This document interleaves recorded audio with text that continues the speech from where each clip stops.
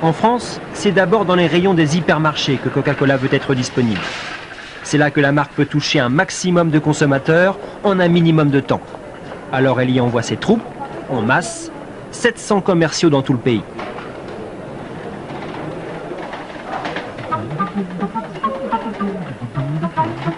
Lui se baptise merchandiser, ça fait plus chic.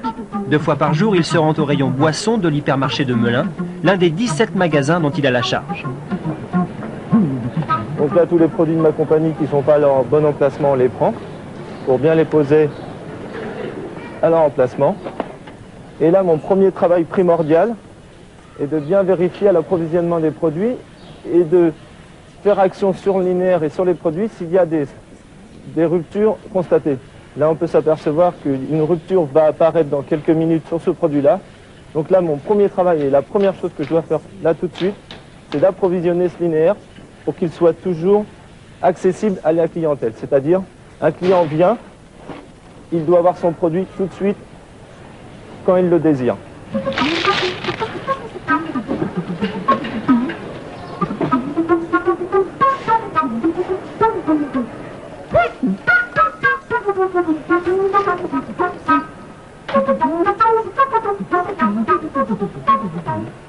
Est-ce que c'est vraiment votre rôle de faire ce travail-là?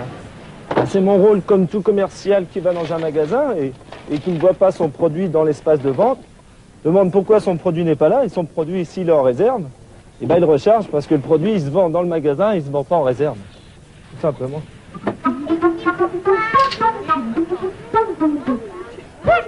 Le Coca-Cola est un produit d'achat d'impulsion, c'est-à-dire qu'on ne l'a pas marqué sur sa liste de courses. La consommatrice n'a pas marqué Coca-Cola mais boisson. Et une consommatrice moyenne reste 20 secondes dans un linéaire soft drink. Donc nous on dit toujours le premier vu, premier prix. Donc il est bien évident qu'avec la couleur de notre marque et les palettes chargées au complet, nous serons les premiers vus, premier prix. Un mur de bouteilles de 18 mètres de long en plein centre du magasin, 60 000 litres à écouler en 15 jours, des remises de prix, des cadeaux à gagner. Coca-Cola organise chaque année des centaines d'opérations de ce type pour être toujours aux premières loges face aux consommateurs. 11% des gens qui entrent dans un hypermarché ont l'intention d'acheter du Coca-Cola. Dès lors qu'on a une mise en avant, ce chiffre se transforme en 20% d'achats. Il est clair que nous avons tout intérêt à développer ce type d'opération et ça représente effectivement un volume important dans notre activité. Et c'est plus intéressant pour vous d'être en dehors du rayon boisson que de rester dans le rayon boisson? C'est ce qu'on cherche. On cherche des opportunités additionnelles au rayon qui parfois est un petit peu réduit. La contrainte de place est la même pour tout le monde, donc on cherche des opportunités additionnelles et ici en allée centrale c'est une opportunité assez fabuleuse en fait. Et c'est facile d'obtenir des opérations comme ça des grands distributeurs? Elles sont très prisées, ces places-là sont très prisées de l'ensemble des secteurs, des départements du magasin, donc c'est assez difficile. Et cela coûte cher car les grandes surfaces n'offrent pas leur mètre carré gratuitement. Aucune somme n'est rendue publique, mais pour cette opération, Coca-Cola a sans doute dû verser plusieurs dizaines de milliers de francs à multiplier par le nombre d'hypermarchés en France. Coca-Cola a vraiment une puissance financière phénoménale parce qu'ils sont en pleine phase d'investissement, ils mettent environ chaque année sur la table 100 millions de francs, en 93 ça n'était que 30 millions, mais maintenant c'est 100 millions de francs pour la chaque publicité. Année, uniquement pour la publicité. Et par ailleurs, ils investissent beaucoup en promotion, des vélos à gagner, des scooters, il y a des promotions gigantesques dans les grandes surfaces. Et on estime qu'environ 1 franc investi en publicité est relayé par 1 franc investi en promotion, ce qui fait à peu près 200 millions de francs. Vous imaginez, ça correspond à peu près au chiffre d'affaires d'une société de 200 personnes. C'est gigantesque. La publicité, l'arme privilégiée de Coca-Cola. Une arme massive avec un message unique, buvez dans toutes les langues, buvez toujours davantage. Toujours Coca-Cola. Chez Coca-Cola, la publicité est gentille, agréable, sympathique, drôle. L'entreprise est une entreprise guerrière. Ce sont des tueurs, ils aiment la concurrence à condition qu'elle n'existe pas. Et ils font tout pour l'éliminer. Et les moyens qu'ils ont en tant que leader mondial leur permettent d'éliminer la concurrence là où ils veulent. Par exemple, ils rentrent dans un café en proposant un petit réfrigérateur, une petite armoire dans laquelle il y a des bouteilles où il y a des cannes de Coca-Cola. Pour avoir ce réfrigérateur, il faut avoir, bien entendu, l'interdiction de mettre tout autre produit concurrent dans ce réfrigérateur. Bien. Vous voulez monter un festival comme les Francopholies à La Rochelle, par exemple, vous avez besoin d'argent, Coca-Cola dit pas de problème, je peux vous aider, 1 million, 1,5 million, etc.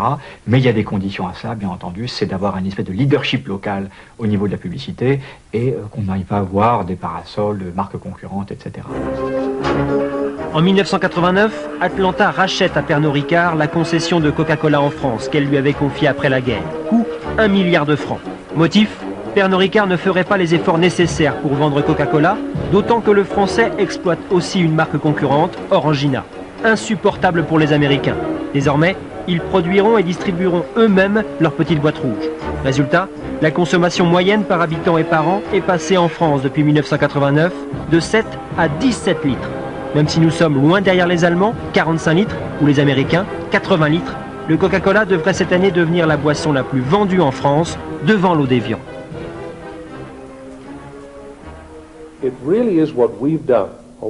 Tout cela dépend en fait de ce que nous avons fait ou de ce que nous n'avons pas fait pour distribuer le produit en France.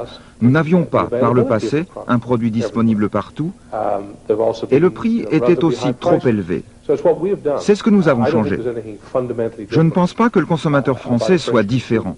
Améliorer la disponibilité du produit, c'est l'une des raisons de la croissance de nos ventes au cours des 5-6 dernières années. Les Français, en fait, ils aiment autant le Coca-Cola que les autres. Quant à savoir si cette percée sur le marché français est rentable, c'est une autre affaire.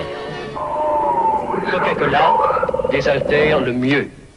Est-ce que Coca-Cola gagne de l'argent aujourd'hui en France? Nous sommes bénéficiaires aujourd'hui en France. Et nous ne publions pas nos chiffres parce qu'ils sont consolidés. Nous sommes une filiale. Est-ce qu'on peut savoir combien vous rapporte une bouteille, une boîte de Coca-Cola? Non, on ne dit pas ça. Les consignes sont strictes. En fait, Coca-Cola est parfois prêt à perdre de l'argent dans un pays s'il s'agit d'y gagner à tout prix des parts de marché. Et personne n'en saura rien. Au siège d'Atlanta, on affiche seulement les bénéfices globaux, tout pays confondu. 15 milliards de francs en 95. De quoi réjouir les 225 000 actionnaires. L'action Coca-Cola a gagné 46% l'an dernier à Wall Street, un vrai jackpot. Ne manquait plus qu'un temple à la gloire de Coca-Cola. En 1990, la compagnie s'est donc offert un musée en plein centre d'Atlanta pour y retracer son histoire. La fontaine à soda n'est pas d'époque, juste une réplique, avec un serveur sympathique et blagueur qui récite son texte. Et un coca servi au verre, comme au début du siècle.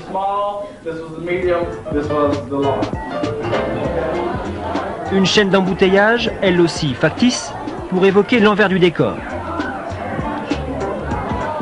Chaque année, 1 million de visiteurs viennent ici parcourir le monde merveilleux de Coca-Cola. Et à chaque pas, Coca-Cola vous rappelle son succès, jusqu'à comptabiliser les bouteilles vendues dans le monde depuis le tout premier jour. Ce jour-là, ils en étaient à près de 5000 milliards. Prenez tous les Coca-Cola produits à ce jour, mettez-les dans les petites bouteilles classiques, vous savez, la magnifique bouteille Coca-Cola. Mettez ces bouteilles bout à bout et vous irez de la Terre à la Lune, aller-retour, 1045 fois. Le musée a évidemment son rayon souvenirs, des centaines de souvenirs. Tout se vend à tous les prix, pourvu qu'il y ait du rouge vif quelque part et que la marque soit bien apparente. Une marque que 94% de la population mondiale reconnaît aujourd'hui. Un record. Seule l'expression « OK » fait un meilleur score, paraît-il, mais une expression n'a jamais rien rapporté à personne. À chaque fois, en revanche, qu'un visiteur repart avec quelques gadgets en poche, Coca-Cola fait quelques petits bénéfices supplémentaires.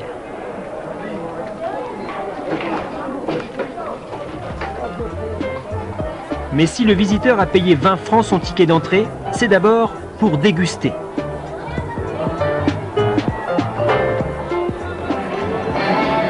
Des fontaines géantes, un peu d'électronique et du Coca-Cola à volonté.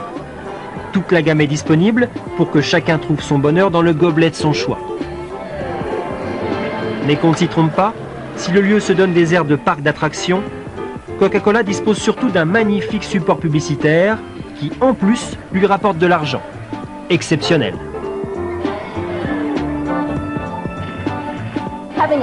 Après cette magnifique expérience ici dans le monde de Coca-Cola, les visiteurs se rappelleront longtemps notre merveilleuse boisson. Et en rentrant chez eux, ils en achèteront encore plus.